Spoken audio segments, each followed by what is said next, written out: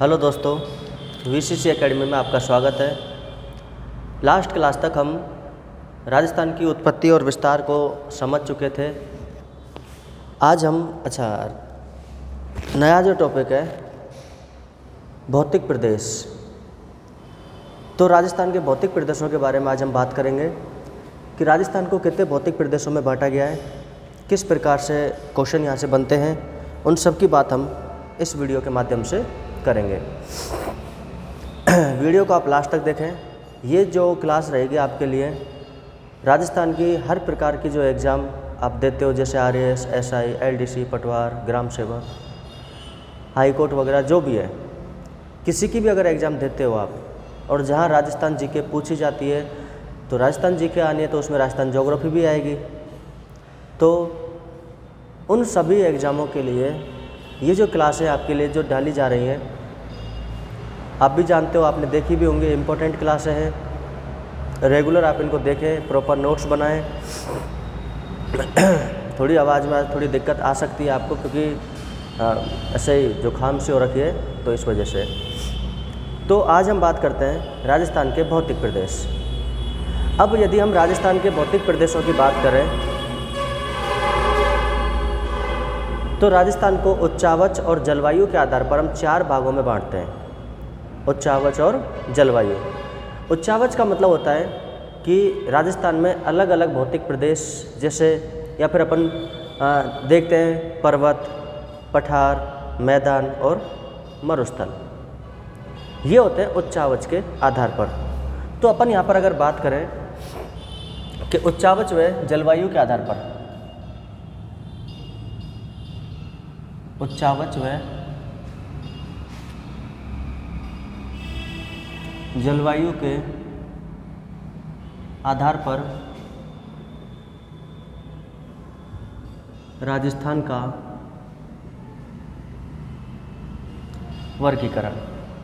तो उच्चावच व जलवायु के आधार पर राजस्थान को 4 भौतिक प्रदेशों में बांटा गया है।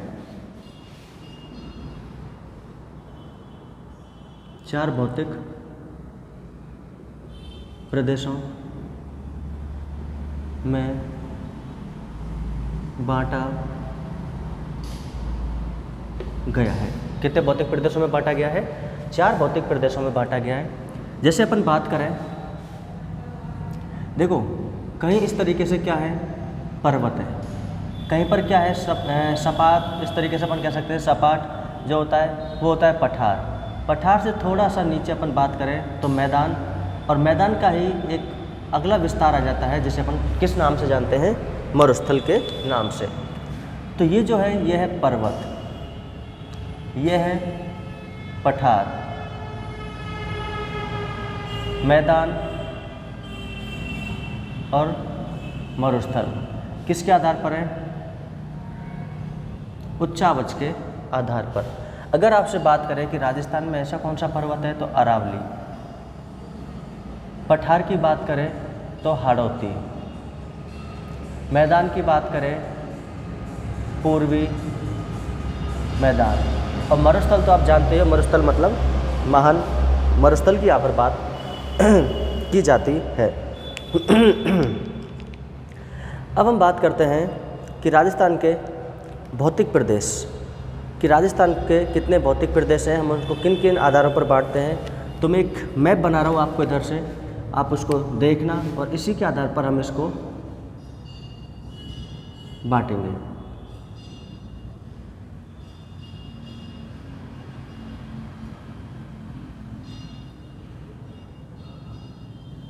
रफली मैप है, आप इस तरीके से आप भी थोड़ा बहुत बनाना सीख लो। ये राजस्थान का मैप मैंने रफली बना दिया। राजस्थान को लगभग मध्य से एक पर्वतमाला विभाजित करती है जिसका नाम है अरावली पर्वतमाला। इस अरावली पर्वतमाला के पश्चिम में इधर है मरुस्थल। अरावली के इधर अपन बात करें तो ये जो भाग आता है पूर्वी मैदान, और ये जो आता है हाड़ौती। ये कौन सा आता है? हाड़ौती। क्लियर हो गया। तो राजस्थान को हम भौगोलिक दृष्टि से कितने भागों में बांटते हैं? 4 भागों में, मरुस्थल, अरावली पर्वतमाला, पूर्वी मैदान और हाड़ौती। तो अब हम बात करते हैं इस तरीके से, तो देखना क्या पॉइंट बनेगा। राजस्थान के भौतिक प्रदेश, राजस्थान के भौतिक प्रदेश कितने भागों में बांटते हैं हम इसको? 4 भागों में बांटते हैं। तो देखना किस तरीके से हम इसको 4 भागों में बांट करके पढ़ते हैं। 4 भागों में किस तरीके से बांटेंगे? सबसे पहला क्या है? मरुस्थल। दूसरा क्या आता है बताओ?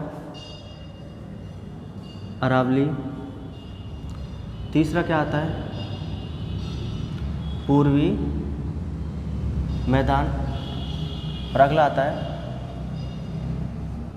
हाड़ौती पठार।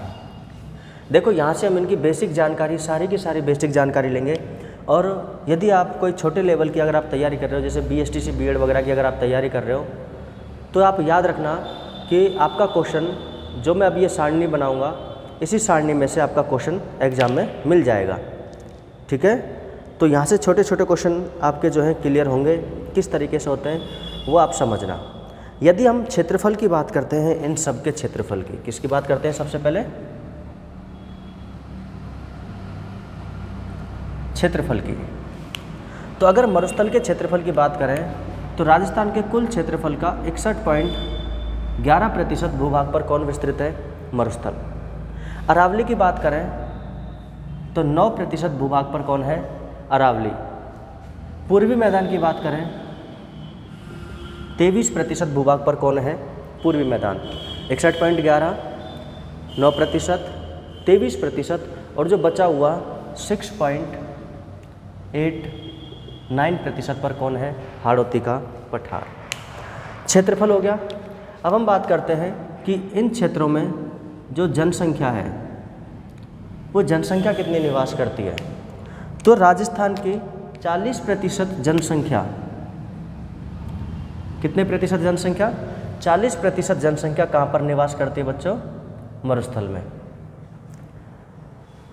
अगर हम जनसंख्या की बात करें अरावली में, तो पूरे राजस्थान की इस अरावली में जो जनसंख्या निवास करती है वो करती है 10%। समझ आ रही है सारी चीज़ें आपको? मरुस्थल में कितनी निवास करती है? 40%। अगर हम बात करें अरावली की, तो अरावली में कितनी जनसंख्या निवास करती है? अपने 10%। बात करें पूर्वी मैदान की, तो पूर्वी मैदान में जो जनसंख्या जो यहाँ पर निवास करती है वो करती है 39%, 39%, और जो बचा हुआ 11% वो निवास करती है हाड़ौती के पठार पर। देखो 40 और 10 50 तो ये हो गया, और 50 ही ये हो गया। तो आपने क्षेत्रफल और जनसंख्या को दोनों को देख लिया। अब हम बात करते हैं कि कितने जिलों में इनका विस्तार है, कितने जिलों में इनका विस्तार है। अगर हम मरुस्थल की बात करें तो मरुस्थल का विस्तार 12 जिलों में माना जाता है। कितने जिलों में? 12 जिलों में। लेकिन इस अरावली से संबंधित जब क्वेश्चन आता है कि अरावली का विस्तार कितने जिलों में है, तो अगर हम बात करें कि अरावली का जो टोटल जो विस्तार है वो तो है 13 जिलों में, लेकिन अगर हम मुख्य अरावली की बात करें तो मुख्यतः है कितने जिलों में? 7 जिलों में। कितने जिलों में? 7। आपको फर्स्ट प्रायोरिटी किसको देनी है? 7 को। किसको देनी है? 7 को। 12 जिलों में अरावली, 13 जिलों में, या फिर अपन कह सकते हैं 7 जिलों में। पूर्वी मैदान का जो विस्तार है वह है 10 जिलों में है। कितने जिलों में है? 10 जिलों में है। किसका विस्तार? पूर्वी मैदान का विस्तार। हाड़ौती के पठार की बात करें तो 7 जिलों में। कितने जिलों में? 7 जिलों में। अब यहाँ की हम मृदा की बात करें, आप बताओ मरुस्थल में कैसी मृदा पाई जाएगी? तो आप बोलोगे साहब रेतीली मृदा, और रेतीली मृदा को ही हम कहते हैं बलुई मृदा। तो बलुई मृदा या फिर रेतीली मृदा।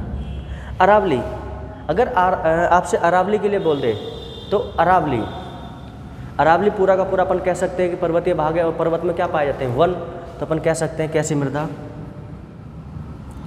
वनीय मृदा। पूर्वी मैदान, पूर्वी मैदान में आपको क्या लगता है भाई, देखो पूर्वी मैदान में कृषि क्षेत्र ज़्यादा है, कृषि का उत्पादन ज़्यादा होता है, इसलिए यहाँ पर जलोढ़ मृदा पाई जाती है, तो जलोढ़ मृदा। और अगर अपन बात करें तो दोमट, तो जलोढ़ मृदा या दोमट मृदा। हाड़ौती के पठार की यदि हम बात करें तो जो हाड़ौती का जो पठार है मुख्यतः अपन बात करें तो ये ज्वालामुखी से निर्मित है। जो मध्य प्रदेश में जो मालवा का जो पठार पाया जाता है, विंध्यन कगार जो पाया जाता है, दक्कन ट्रैप जो पाया जाता है, उसका ही विस्तार अपने जो हाड़ौती का पठार है उसको माना जाता है। और वो पूरा का पूरा निर्मित है लावा से। और लावा में जो मृदा पाई जाती है वो पाई जाती है काली मृदा। कैसी मृदा, काली मृदा। इसी को हम रेगुर मृदा कहते हैं, इसी को हम चेरनोजम मृदा भी कहते हैं। इसी को हम किस नाम से जानते हैं, चेरनोजम मृदा के नाम से जानते हैं। सारी चीज़ें आ गई, कोई दिक्कत है? चलो अब यदि हम बात करें वनस्पति की, किसकी बात करें लास्ट बच्चों, कि यहाँ पर वनस्पति किस प्रकार की पाई जाती है। तो देखो चलो वनस्पति की वैसे बात कर सकते हैं, जैसे मरुस्थल में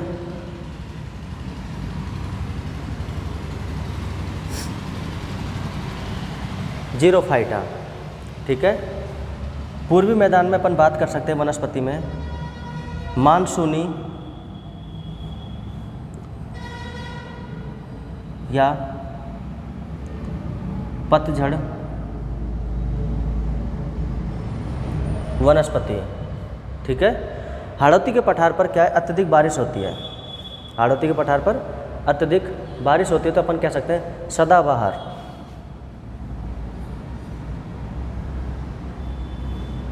सदाबहार। और जो अरावली है, अरावली में मुख्य रूप से वनस्पतियों की अगर बात करें तो पूरा का पूरा पर्वतीय क्षेत्र भाई है। कैसा क्षेत्र है, पर्वतीय। तो पर्वतीय वनस्पति के रूप में जैसे कोई भी धाक वगैरह, इनके जो पेड़ होते हैं, नीम, पीपल, बरगद वगैरह, वो सारे के सारे यहाँ पर पाए जाते हैं। तो उनको भी अपन एक नाम देते हैं सिंपल सी, यही वाली मानसूनी वनस्पति। कौन सी वनस्पति बोल दो आप इसको भी, मानसूनी। वैसे हम इस वनस्पति वाले जो टॉपिक को वन में पढ़ेंगे पूरा का पूरा। किस में पढ़ेंगे, वन में। इस वाले को हम पढ़ेंगे मृदा में। इसको किस में पढ़ेंगे, मृदा में। इसको हम पढ़ेंगे जनसंख्या में। इसको किस में पढ़ेंगे, जनसंख्या में। तो इनकी आप दिक्कत मत करना बिल्कुल भी, ठीक है। अगर लास्ट पॉइंट हम बात करें जलवायु की, किसकी बात करें, जलवायु की। तो जलवायु मरुस्थल में कैसी पाई जाती है, तो मरुस्थल में दो प्रकार की जलवायु पाई जाती है, एक तो शुष्क जलवायु और एक अर्धशुष्क जलवायु। एक तो शुष्क जलवायु और एक अर्धशुष्क जलवायु। अरावली की बात करें हम तो अरावली में पाई जाती है उपाद्र जलवायु।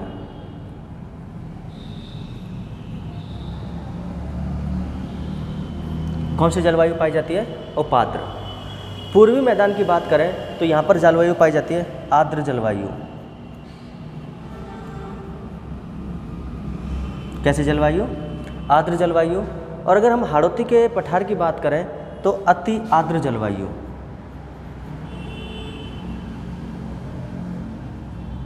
अति आर्द्र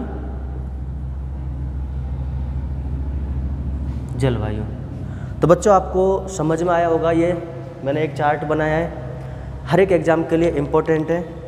आप एक बार इसका स्क्रीनशॉट लो, कोई भी अगर दिक्कत हो तो आप कमेंट करके बता सकते हो।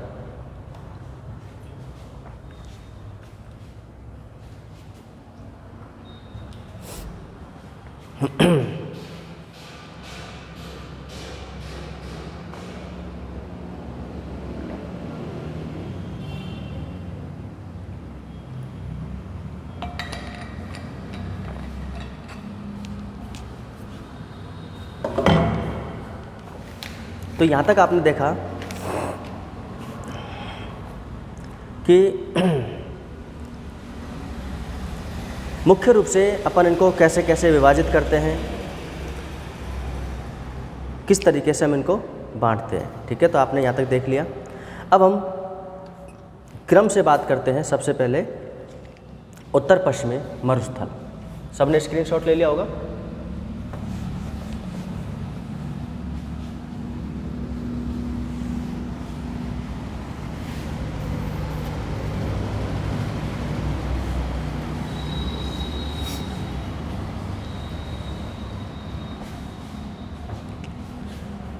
इस मरुस्थल की बात करते हैं हम। किसकी बात करते हैं? मरुस्थल की। उत्तर पश्चिमी मरुस्थल, उत्तर पश्चिमी मरुस्थल, या फिर इसी को हम एक नाम से और जानते हैं, थार मरुस्थल। इसी को हम एक और नाम से किस नाम से जानते हैं? थार मरुस्थल के नाम से भी हम इसको जानते हैं। अब यदि सबसे पहले यदि आपसे बात करें कि मरुस्थल का निर्माण कब हुआ, तो वैसे तो ये जो अपन टाइम पीरियड वगैरह पढ़ते हैं इसका अलग से टॉपिक हम देखते हैं, लेकिन अगर मरुस्थल की बात करें कि इस मरुस्थल का निर्माण कब हुआ, तो टर्सरी काल में। कब हुआ? टर्सरी काल में, है ना। अगर ऑप्शन में अगर टर्सरी काल नहीं आए तो प्लेस्टोसीन काल में। कौन से काल में? प्लेस्टोसीन काल में। ठीक है, तो अपन बात करते हैं निर्माण की। तो इसका निर्माण कब हुआ? टर्सरी काल एवं प्लेस्टोसीन काल में।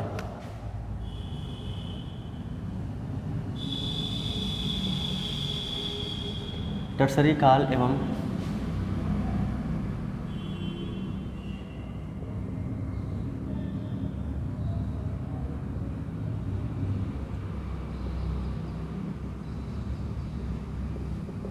प्लेस्टोसीन काल में। कब हुआ? टर्सरी काल एवं प्लेस्टियो, कैसे लिखते हैं? प्लेस्टोसीन, देख लेना आप, है ना। कौन से काल में हुआ? प्लेस्टोसीन काल में। बड़ी की मात्रा लगा देना यहाँ पर, है ना। प्लेस्टोसीन काल में। कई बार सेनोजोइक भी दे देता अपने को। कौन सा काल? सेनोजोइक काल। कौन सा काल? सेनोजोइक काल। निर्माण टर्सरी काल एवं प्लेस्टोसीन काल में या फिर सेनोजोइक काल में। यदि इनमें से आप बोलो सर आ जाए तो सबसे पहले आप जो लिखोगे वो कौन सा आएगा? टर्सरी काल, मतलब आपका फर्स्ट जो प्रायोरिटी होगी वो किसकी रहेगी? टर्सरी काल की। अब हम बात करते हैं मरुस्थल के विस्तार की। किसकी बात करते हैं? मरुस्थल के विस्तार की। विस्तार का मतलब होता है कि इसकी लंबाई कितनी है, इसकी चौड़ाई कितनी है और इसकी औसत ऊंचाई कितनी है। तो देखो, यदि हम लंबाई की बात करें, चौड़ाई की बात करें, औसत ऊंचाई की बात करें, तो इसकी लंबाई जो है 640 किलोमीटर इसकी लंबाई मानी जाती है। कितने किलोमीटर? 640 किलोमीटर। इसकी जो चौड़ाई मानी जाती है वो 300 किलोमीटर, और इसकी जो औसत ऊंचाई की अगर बात करें तो 250 मीटर। कितनी? 250 मीटर। और वैसे अगर लेके चले तो 200 से 300 मीटर ऊंचाई मीटर में आती है ना, और लंबाई चौड़ाई किलोमीटर में। समझ आ गया? थर्ड पॉइंट, यदि हम इसके ढाल की बात करें, किसकी बात करें? ढाल की। किस मरुस्थल का ढाल किधर है? तो देखो, यदि आप किसी भी भूभाग का अगर आप ढाल पता करना चाहते हो तो उसमें प्रवाहित होने वाली नदियों को देख लो आप, पूर्व, पश्चिम, उत्तर, दक्षिण। इसमें प्रवाहित होने वाली नदियाँ कैसे कि एक नदी निकलती है पश्चिम की, जो प्रमुख नदी है वो है लूनी नदी, और वो इस तरीके से प्रवाहित होती है भाई, लूनी नदी। नागपाट से निकलती है अजमेर से और इस तरीके से निकलती है। तो अपन क्या कह सकते हैं कि इसका ढाल किधर है बताओ? उत्तर पूर्व से दक्षिण पश्चिम की ओर, उत्तर पूर्व से दक्षिण पश्चिम की ओर। किधर से किधर की ओर है? उत्तर पूर्व से दक्षिण पश्चिम की ओर। आपने कैसे बताया कि जो लूनी नदी है, कौन सी नदी? लूनी नदी, उसके प्रवाह को देख करके। किसको देख करके? लूनी नदी के प्रवाह को देख करके। दूसरी यदि हम दूसरी नदी की बात करें तो एक नदी निकलती है घग्गर। कौन सी नदी निकलती है? घग्गर। तो वो भी अपने इसी प्रकार से यहाँ पर प्रवाहित होती है। तो ढाल हो जाएगा उत्तर पूर्व से दक्षिण पश्चिम की ओर। ठीक है। अब देखो, इस मरुस्थल को अगर हम अध्ययन की दृष्टि से देखें, ठीक है, इस मरुस्थल को हम अध्ययन की दृष्टि से देखें तो इसको हम दो भागों में बांट देते हैं। तो देखो समझना, अरावली जो होती है ये होती है 50 सेंटीमीटर समवर्षा रेखा। इस मरुस्थल को हम 25 सेंटीमीटर समवर्षा रेखा के द्वारा कितने भागों में बांट देते हैं? दो भागों में। एक तो 0 से लेकर के 25 तक और एक 25 से लेकर के 50 तक। जो ये जो भाग है इसे अपन कहते हैं शुष्क मरुस्थल। कौन सा मरुस्थल? शुष्क मरुस्थल। और इसे कहते हैं हम अर्ध शुष्क मरुस्थल। तो अध्ययन की दृष्टि से बताओ, देखो मरुस्थल को कितने भागों में बांटते हैं हम? दो भागों में। कितने भागों में? दो भागों में। कौन कौन सा? शुष्क मरुस्थल, या शुष्क मरुस्थल को हम एक और नाम से जानते हैं जिसका नाम है राठी। कौन सा क्षेत्र? राठी क्षेत्र। अर्ध शुष्क मरुस्थल को एक और नाम से जानते हैं जिसका नाम है बांगड़। किस नाम से जानते हैं? बांगड़। और मैं आपको बता चुका हूँ बांगड़ का मतलब क्या है कि अरावली के पश्चिम में जो जलोढ़ मिट्टी के जो मैदान पाए जाते हैं उसे अपन क्या कहते हैं? बांगड़। एक शब्द में होता था वागड़। देखना आप क्लासेस तीसरी चौथी या कोई सी भी होगी जो चौथी पाँचवीं क्लास से देखना आप, वागड़। डूंगरपुर, बांसवाड़ा, प्रतापगढ़ का भाग क्या कहलाता है? वागड़, जहाँ पर वागड़ी बोली बोली जाती है। अब देखो सुनना, अगर हम बात करें कि मरुस्थल का अपन जो अध्ययन की दृष्टि से हम इसको बांटते हैं वो कितने भागों में बांटते हैं? दो भागों में। तो देखना, मरुस्थल का अध्ययन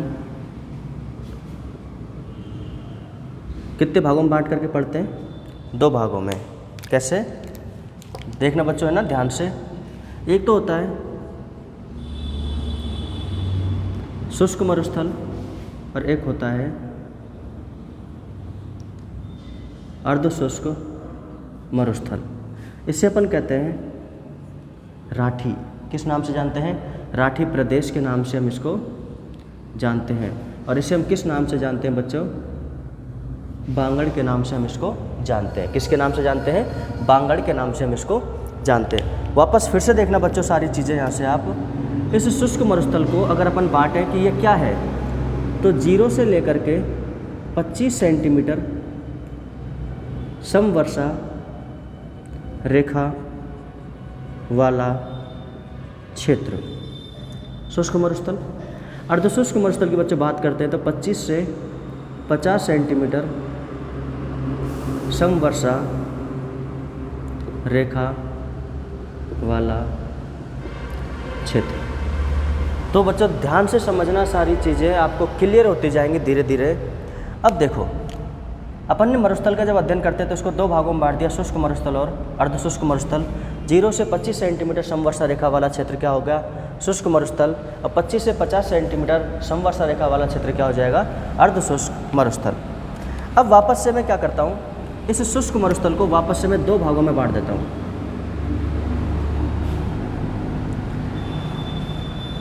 तो इनको अपन कैसे बांटते हैं दो भागों में शुष्क मरुस्थल को?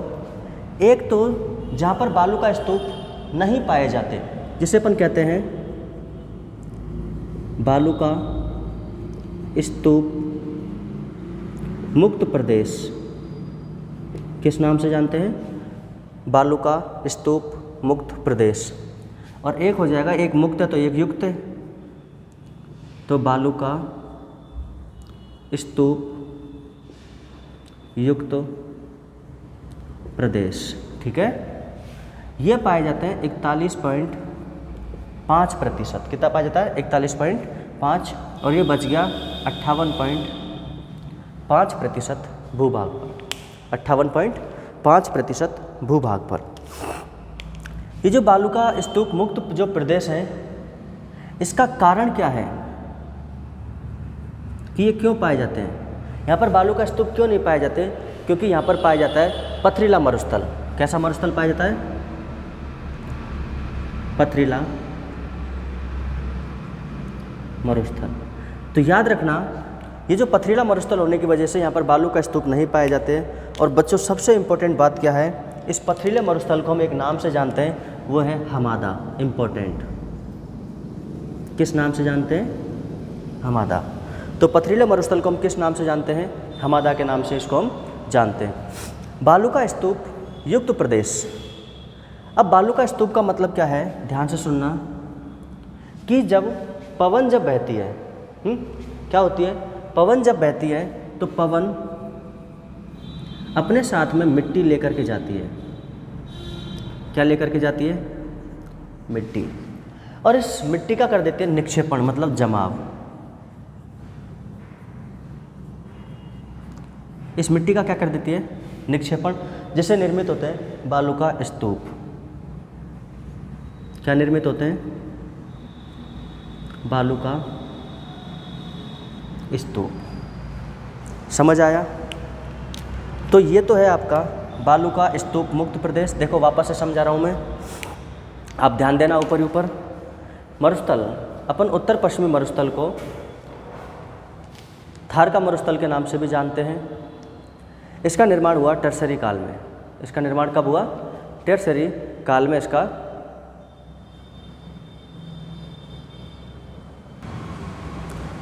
टर्सरी काल में या प्लेस्टोसिन काल में या फिर सेनोजोइक काल में इसका क्या हुआ? निर्माण हुआ। यदि ऑप्शन में आ जाते हैं तो आप पहली प्रायोरिटी किसको दोगे? टर्सरी काल को।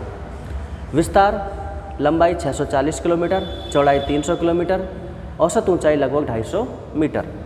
हम इसकी जब ढाल की बात करते हैं तो किसी भी क्षेत्र का यदि आपको ढाल अगर प्राप्त करना है, ज्ञात करना है, तो आप ये देखो कि उसकी नदियाँ किधर से किधर प्रवाहित होती हैं। तो इसकी नदियाँ उत्तर पूर्व से दक्षिण पश्चिम की ओर क्या होती है? प्रवाहित होती है। इसलिए इसका ढाल किधर हो जाएगा? उत्तर पूर्व से दक्षिण पश्चिम की ओर। फिर जो अरावली के पश्चिम में जो भूभाग है, इसे हम कहते हैं मरुस्थल। किस नाम से जानते हैं? मरुस्थल। अरावली जो है 50 सेंटीमीटर समवर्षा के रूप में अपन इसको व्यक्त करते हैं। अरावली के पश्चिम में जो मरुस्थल है, इसको हमने वापस से एक समवर्षा रेखा है 25 सेंटीमीटर समवर्षा रेखा, इसके द्वारा हमने इसको वापस से दो भागों में बांट दिया, शुष्क मरुस्थल और अर्धशुष्क मरुस्थल। शुष्क मरुस्थल को हम राठी के नाम से जानते हैं तथा अर्धशुष्क मरुस्थल को हम बांगर के नाम से या बांगड़ के नाम से हम इसको जानते हैं। अब हमने मरुस्थल को अध्ययन की दृष्टि से कितने भागों में बांटा? दो भागों में, शुष्क मरुस्थल या राठी प्रदेश, अर्धशुष्क मरुस्थल या बांगड़। 0 से 25 सेंटीमीटर समवर्षा रेखा वाला क्षेत्र क्या कहलाता है? शुष्क मरुस्थल या राठी प्रदेश। 25 से 50 सेंटीमीटर समवर्षा रेखा वाला क्षेत्र क्या कहलाता है? अर्धशुष्क मरुस्थल या बांगड़ प्रदेश। ये शुष्क मरुस्थल को अपन वापस से दो भागों में बांटते हैं। बालू का स्तूप मुक्त प्रदेश 41.5% और बालू का स्तूप युक्त प्रदेश, जहाँ बालू का स्तूप पाए जाते हैं, मतलब बालू का स्तूप मिट्टी का जमाव होता है। मुक्त प्रदेश क्यों है? क्योंकि यहाँ पर पथरीला मरुस्थल पाया जाता है, जिसे अपन किस नाम से जानते हैं? हमादा के नाम से जानते हैं। ये इम्पोर्टेंट है आपके लिए। कैसा है आपके लिए? बहुत ज़्यादा इम्पोर्टेंट। अब यदि हम थोड़ी सी और बात करें कि चलो इसको देख लेते हैं अपन। सबसे ज़्यादा जो हमादा जो है, सबसे ज़्यादा कौन? हमादा। ये सबसे ज़्यादा हमादा कहाँ पर पाया जाएगा? तो इसका जो विस्तार है वो जैसलमेर, बाड़मेर और जोधपुर।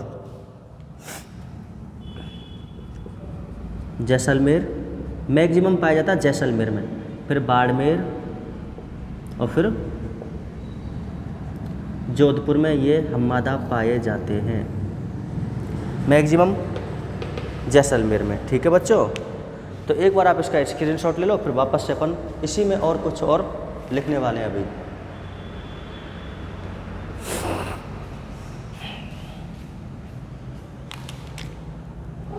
सुनना, अपन पूरा समझेंगे डिटेल से, लेकिन एक बार मैं यहाँ पर पूरा मरुस्थल को ही बना देता हूँ क्या है। अब देखो बच्चों, वापस से इस अर्धशुष्क मरुस्थल या बांगड़ को हम भाग में कितने में बांटते हैं? 4 भागों में। कितने भागों में? 4 भागों में। पहला, हम बात कर रहे हैं इस वाले मरुस्थल की, तो यहाँ पर एक लूनी नदी बहती है, इस वजह से हम इसे कहते हैं Luni basin. Luni basin. Luni basin के जस्ट ऊपर नागौर है। क्या है? नागौर। तो नागौर उच्च भूमि, नागौर उच्च भूमि, उसके ऊपर शेखावाटी क्षेत्र है। और शेखावाटी क्षेत्र में अपन जानते हैं जो नदियां हैं चूरू और बीकानेर में, वो अंतः प्रवाह, उसमें नदियां एक भी नहीं है चूरू और बीकानेर में, इसलिए अपन उसे कहते हैं शेखावाटी अंतः प्रवाह। शेखावाटी अंतः प्रवाह। लास्ट में आता है ऊपर ऊपर एक घग्गर नदी प्रवाहित होती है, घग्गर बेसिन। कौन सा बेसिन? घग्गर बेसिन। तो आप इनको एक बार स्क्रीनशॉट लो।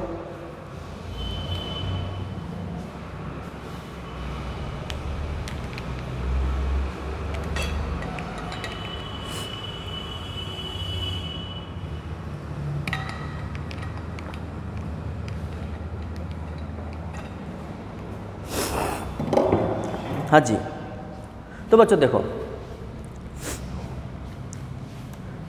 ये हमने बेसिक चीज़ें इसकी देख ली मरुस्थल की।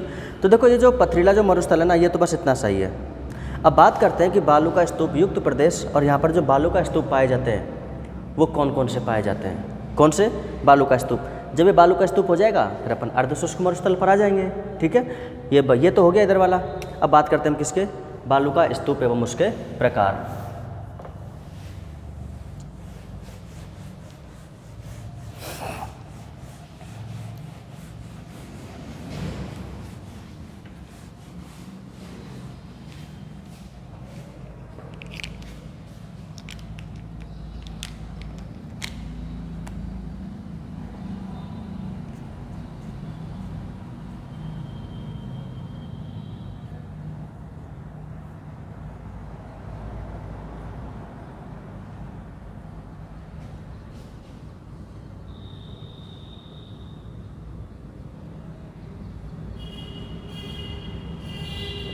बालू का स्तूप एवं उसके प्रकार। तो देखो बालू का स्तूपों का निर्माण होता कब है? कि जब पवन जो होती है, पवन अपने साथ में, जब पवन जब बहती है तो अपने साथ में मिट्टी लेकर के जाती है, और उस मिट्टी का जब निक्षेपण करती है, जमाव करती है, तो उससे जो स्थलाकृति बनती है उसी को हम बालू का स्तूप कहते हैं। तो आप लिख सकते हो कि जब पवन के द्वारा मिट्टी का निक्षेपण, और कोष्टक में आप लिख सकते हो जमाव, मिट्टी का निक्षेपण या जमाव किया जाता है तो बनने वाली आकृति क्या कहलाती है? बालू का स्तूप कहलाती है। अब हम बात करते हैं इनके प्रकार। नंबर 1,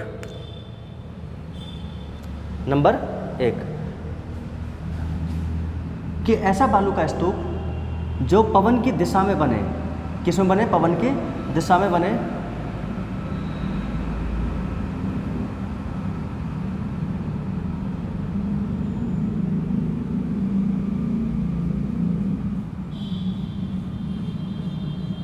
इधर से क्या प्रवाहित हो रही है? पवन। इधर से क्या प्रवाहित हो रही है? पवन। इसका मतलब है कि ये जो बालू का जो स्तूप है ये किधर बन रहे हैं? पवन की दिशा में ये बन रहे हैं। और इस बालू का स्तूप को अपन कहते हैं पवनाभिमुखी। पवनाभिमुखी,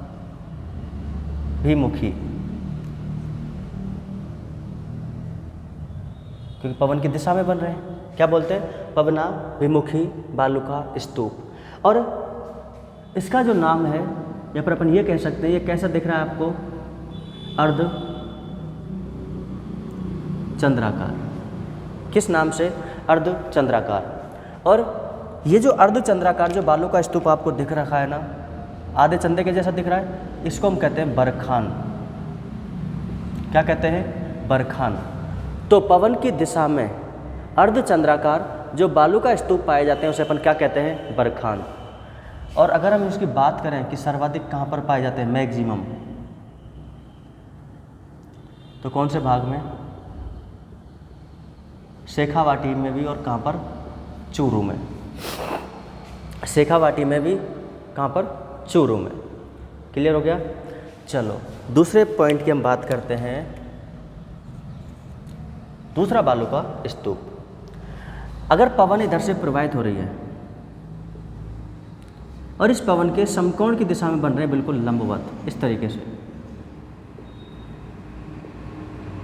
ये पवन के लंबवत अगर ये बनते हैं, कैसे बन रहे हैं? समकोण। कैसे बन रहे हैं? समकोण। समकोण को हम कहते हैं अनुप्रस्थ। क्या कहते हैं? अनुप्रस्थ। भाई समकोण होगा 90 डिग्री पर, उसे अपन क्या कहते हैं? अनुप्रस्थ। तो पवन की दिशा में समकोण या अनुप्रस्थ पर जो बनते हैं, जो बालू का स्तूप जो समकोण पर बनते हैं, उन्हें अपन किस नाम से जानते हैं? अनुप्रस्थ बालू का स्तूप कहते हैं। और अगर हम इनकी स्थिति की बात करें कि सर ये कहाँ पर पाए जाते हैं, तो ये जोधपुर और बाड़मेर में पाए जाते हैं। बच्चों कहाँ पर पाए जाते हैं? जोधपुर प्लस बाड़मेर। कहाँ पर पाए जाते हैं? जोधपुर और बाड़मेर में। तीसरा हम बात करें समांतर बालू का स्तूप। जैसे इधर से पवन चलती है, इधर से क्या चलती है? पवन, और इस पवन की दिशा में ही ऐसे जो बालू का स्तूप बनते हैं, ये कैसे हैं? समांतर। तो पवन की दिशा के समांतर बनने वाले बालू का स्तूप कहलाते हैं अनुदैर्घ्य। क्या कहलाते हैं? अनुदैर्घ्य बालू का स्तूप कहलाते हैं। और अगर हम इनकी बात करें कि ये सर्वाधिक कहाँ पर पाए जाते हैं, तो जैसलमेर में। सर्वाधिक कहाँ पर पाए जाते हैं बच्चों? ये जैसलमेर में। क्लियर हो गया? अनुदैर्घ्य को अपन एक और नाम बोल देते हैं रेखीय। देखो बिल्कुल रेखा के समान है ना, रेखीय।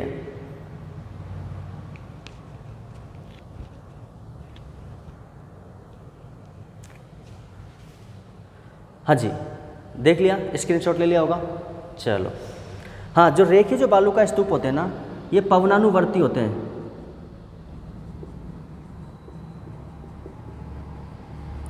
ये पवन की दिशा के जैसे पवनाभिमुखी उसकी दिशा में, ये पवनानुवर्ती उसके विपरीत दिशा में। भाई मैक्सिमम कहाँ बनते हैं? जैसलमेर में। तो आप एक बार इसका स्क्रीनशॉट ले लो।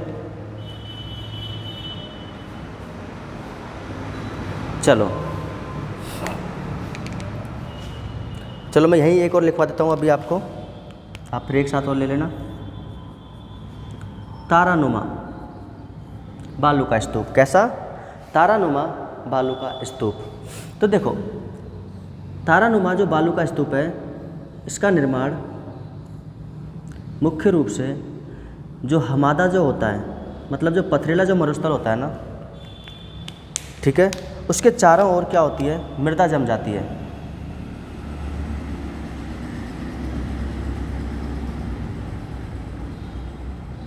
ये देखो ये जम गई, ठीक है। तो आपको कैसा लगेगा ये? भाई ये चार तरफ से क्या जम गई यहाँ पर?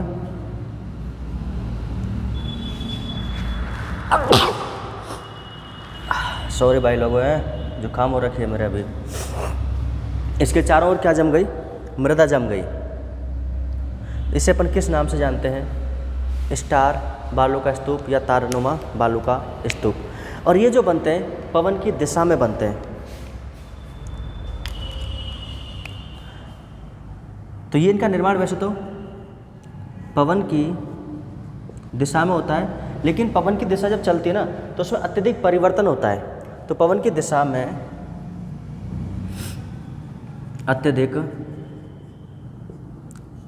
परिवर्तन के कारण किसका निर्माण होता है? तारानुमा बालू का स्तूपों का। अगर आपसे पूछे कि तारानुमा बालू का स्तूप की भुजाएं कितनी होती हैं, कितनी भुजाएं होती हैं, तो कम से कम 3 होनी चाहिए भाई। 3 या 3 से अधिक, तभी तो तारानुमा बनेगा वो है। अगर 2 ही भुजा हुई तो तारानुमा कैसे बनेगा? ठीक है। अगर अपन इनके विस्तार की बात करें कि जो है सर्वाधिक कहाँ पर पाए जाते हैं, तो सर्वाधिक पाए जाते हैं जैसलमेर में। मैक्सिमम कहाँ पर पाए जाते हैं बच्चों? ये जैसलमेर में। तो आपको फर्स्ट जो प्रायोरिटी देनी है वो कहाँ पर? जैसलमेर में। और अगर आपको दूसरा अगर लिखना है तो सूरतगढ़, और ये कहाँ पर है? श्री गंगानगर। तो first priority and second priority, समझ आ गया? तारानुमा बालू का स्तूप कहाँ बनेंगे ज़्यादातर? जैसलमेर में। क्लियर हो गया? चलो, यहाँ पर क्यों बनेंगे? क्योंकि हम्मादा कहाँ पर पाया जाता है सर्वाधिक? जैसलमेर में पाए जाते हैं, और जहाँ पर हम्मादा होगा वहीं तो तारानुमा बालू का स्तूप बनेंगे। तो कहाँ पर बनेंगे? ये जैसलमेर में। अब आप एक बार इसका स्क्रीनशॉट ले लो।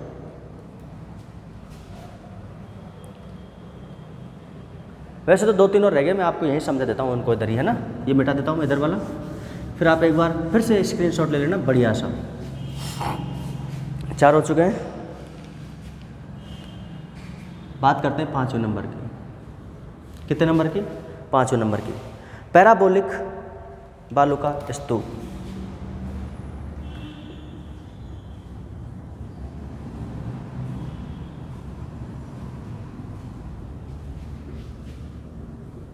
कौन सा बालू का स्तूप? पैराबोलिक बालू का स्तूप। होता क्या है इसमें कि जो बरखान जो होता है, बरखान में तो पवन की दिशा इस तरीके से है। ये जो पैराबोलिक होगा इसमें पवन की दिशा उसके अंदर की तरफ से आ जाएगी। तो अपन कह सकते हैं कि बरखान के विपरीत या महिलाओं के बालों की जो क्लिफ होती है उसके जैसा जो बालू का स्तूप होता है वो क्या कहलाता है? पैराबोलिक। तो इस तरीके से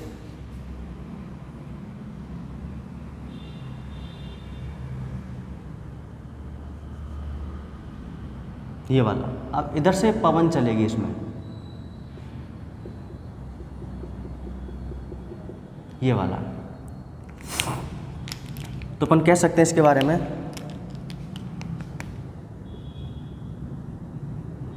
बरखान के विपरीत दिशा में या महिलाओं के हेयर पिन के आकार का बालू का स्तूप क्या कहलाता है? पैराबोलिक बालू का स्तूप। यदि हम बात करें कि ये कहाँ पर पाए जाते हैं सर्वाधिक, तो याद रखना कि पैराबोलिक जो बालू का स्तूप है ये राजस्थान में सर्वाधिक पाए जाते हैं, क्योंकि ये सभी मरुस्थलीय ज़िले में हैं। तो अपन कह सकते हैं कि इनका विस्तार राजस्थान में सर्वाधिक कौन से पाए जाते हैं? पैराबोलिक। तो राजस्थान में सर्वाधिक बालू का स्तूप कौन से पाए जाते हैं? पैराबोलिक। अगला है 6वें नंबर का शीफ। कौन सा बालू का स्तूप है? शीफ। शीफ में क्या है सुनना कि जब बरखान का निर्माण होता है, बरखान का निर्माण होता है तो बरखान के निर्माण के समय जो पवन की दिशा जो होती है उस पवन की दिशा में यदि परिवर्तन हो जाए, देखो बरखान का निर्माण के इस तरीके से होता है, यदि बरखान के निर्माण के समय इस तरीके से बरखान है, ठीक है, इधर से पवन प्रवाहित हो रही है, बरखान में पवन आती है बिल्कुल सीधे इस तरीके से, बरखान में पवन आती है ऐसे, ठीक है। लेकिन अगर इस पर पवन की दिशा में क्या हो जाए? परिवर्तन हो जाए, पवन एक साइड से चलने लग जाए, तो होता क्या है कि इसकी एक भुजा आगे बढ़ जाती है, इसकी एक भुजा क्या होती है? आगे बढ़ जाती है। और जब इसकी एक भुजा जब आगे बढ़ जाती है तो इस प्रकार के बालू का स्तूप को हम किस नाम से जानते हैं? शीफ के नाम से जानते हैं। तो क्या लिखोगे कि बरखान के निर्माण के दौरान, है ना, बरखान के निर्माण के दौरान जब पवन की दिशा में परिवर्तन होता है,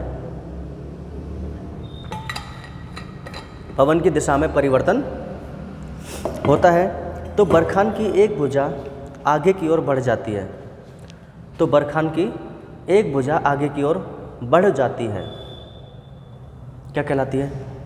शीफ। अब एक लास्ट जो अपना है उसकी बात करते हैं। नंबर 7, सब्र काफिज। सब्र काफिज बोल दो, सब्र काफिज बोल दो, ठीक है ना। सब्र काफिज ही बोलते हैं वैसे इसको अपन सही तरीके से, सब्र काफिज बोलने में सब्र काफिज भी आ जाता है, सब्र काफिज, ठीक है, सब्र काफिज। तो सुनना, जो झाड़ियों के पास में देखो, मरुस्थल में छोटी छोटी झाड़ियाँ होती हैं, उन झाड़ियों के पास में जो छोटे छोटे जो बालू का स्तूप बनते हैं उन्हें हम सब्र काफिज कहते हैं। क्या कहते हैं? सब्र काफिज। जबकि झाड़ियों के पीछे बनने वाले बालू का स्तूप, झाड़ियों के पीछे बनने वाले बालू का स्तूप कहलाते हैं नेबखा। देखो मरुस्थल में ये जैसे क्या है, छोटी छोटी झाड़ियाँ। इन झाड़ियों के अगर अपन बात करें कि झाड़ियों के जस्ट पास में, झाड़ियों के जस्ट पास में जो बालू का स्तूप बनते हैं उन्हें अपन कहते हैं सब्र काफिज।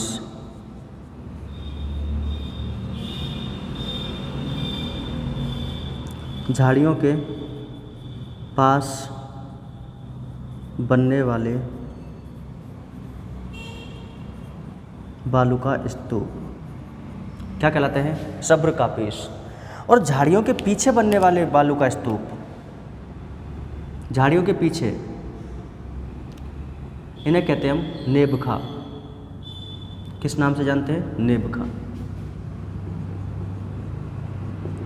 झाड़ियों के पीछे बनने वाले बालू का स्तूप क्या कहलाते हैं? नेबखा कहलाते हैं। अब मैं आपसे 2 पॉइंट और लिख रहा हूँ, फिर इस टॉपिक को हम यहाँ पर समाप्त करेंगे। अगर आपसे पूछ लें कि सर्वाधिक बालू का स्तूप कहाँ बनते हैं,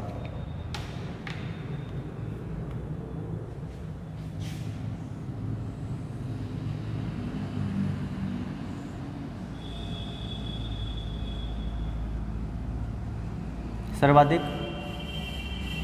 बालू का स्तूप, तो जैसलमेर। पहला पॉइंट, सभी प्रकार के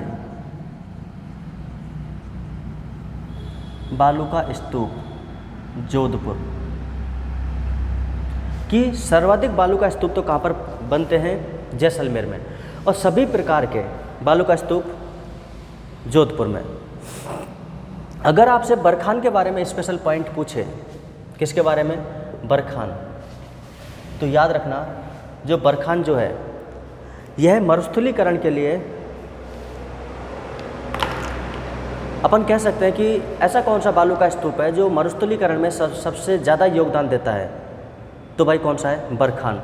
क्योंकि इसकी जो गति होती है, इसकी गति होती है तेज। गति तेज होने की वजह से मरुस्थलीकरण में सर्वाधिक योगदान किसका है? बरखान का। किसका है? बरखान का।